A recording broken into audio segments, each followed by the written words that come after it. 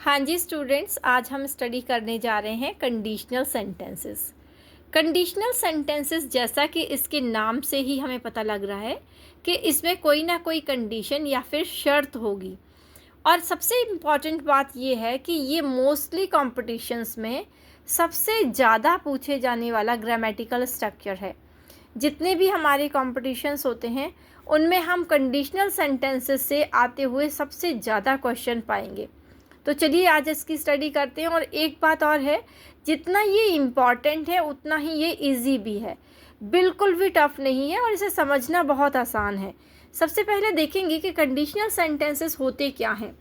जिस सेंटेंस में कोई शर्त या कंडीशन दिखाई दे उसे कंडीशनल सेंटेंस कहते हैं।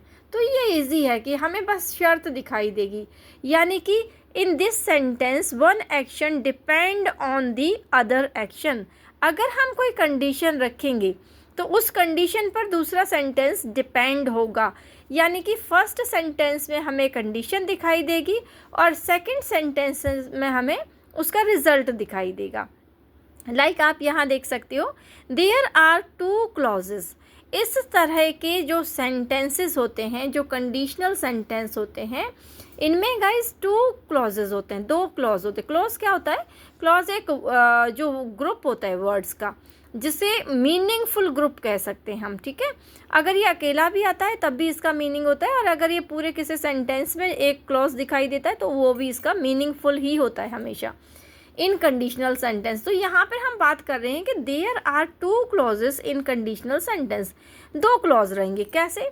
अभी मैं यहाँ पे एक सेंटेंस फॉर्म किया है, सिंपल सा, आप देखिए।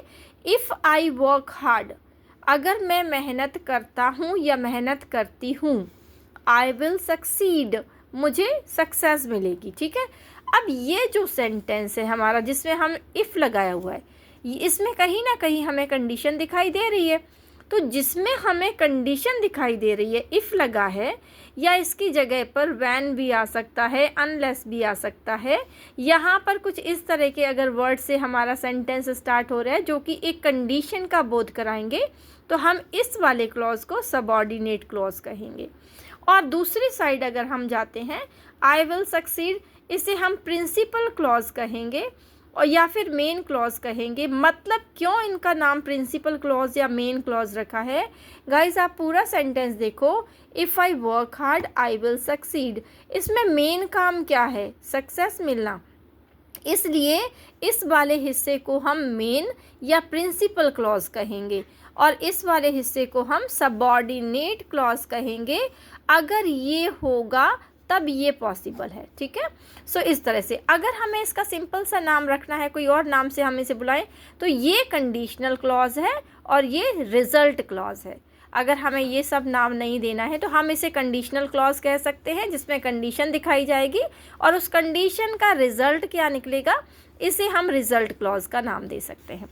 आगे हम बात करते हैं टाइप 1 कंडीशन की। टाइप 1 कंडीशन से सबसे ज़्यादा क्वेश्चन पूछे जाते हैं कॉम्पिटिटिव एग्ज़ाम्स में। आप यहाँ पर देखिए, टाइप 1 कंडीशन जो है, अगर मैं आगरा आऊँगा तो मैं आपसे मिलूँगा, ठीक है। अब इसमें क्या है, जो फर्स्ट है कि अगर मैं आगरा आऊँगा, हमारी कंडीशन क्या है? अगर मैं आगरा आऊँगा, ये कंडीशन नंबर फर्स्ट है, एक्शन नंबर फर्स्ट है। आऊँगा यानी कि कब आऊँगा? फ्यूचर में। अब आप इसे देखो, ये फ्यूचर में दिया हुआ है, अगर मैं आगरा आऊँगा। नेक्स्ट, तो आपसे मिलूँगा, ये भी फ्यूचर में दिया हुआ है। अब दोनों साइड फ्यूचर में दिया है तो दोनों साइड फ्यूचर में हम इंग्लिश में ट्रांसलेट नहीं करेंगे। सेकंड वाली एक्शन जो मैंने यहाँ पे लिखा हुआ है, सेकंड वाला जो फ्यूचर एक्शन है वो फर्स्ट फ्यूचर एक्शन पर डिपेंड है, क्योंकि अगर मैं आगरा आऊँगा तभी आपसे मिलूँगा। तो जो फर्स्ट कंडीशन हमने फ्यूचर में दी है हम उसे बनाएंगे प्रेजेंट इंडेफिनिट में, और जो सेकंड कंडीशन है कि आपसे मिलूँगा तो उसे बनाएंगे फ्यूचर इंडेफिनिट में। अगर इस तरह का सेंटेंस आपको एग्ज़ाम में मिलता है तो फर्स्ट जिसमें कंडीशन दी हुई है उसे आप प्रेजेंट इंडेफिनिट में फॉर्म कीजिए, और जिसमें रिजल्ट दिया है उसे आप फ्यूचर इंडेफिनिट में फॉर्म कर सकते हैं। एग्जाम्पल के थ्रू आप समझ सकते हैं। If I go to Agra, अगर मैं आगरा जाऊंगा, I will see the Taj Mahal, मैं ताजमहल देखूंगा। If you bring some fruit from market, अगर तुम बाज़ार से कुछ फल लाओगे, I will give you some money, मैं तुम्हें पैसे दे दूँगा। Next, if you complete your homework, अगर तुम अपना होमवर्क पूरा करोगे, I will give you an ice cream, मैं तुम्हें एक आइसक्रीम दूंगा। तो इस तरीके से आप टाइप 1 कंडीशनल सेंटेंस को समझ सकते हो। और आपको इसके बारे में अगर कोई क्वेरी है तो आप कमेंट बॉक्स में लिखकर भेज सकते हैं। Thank you so much.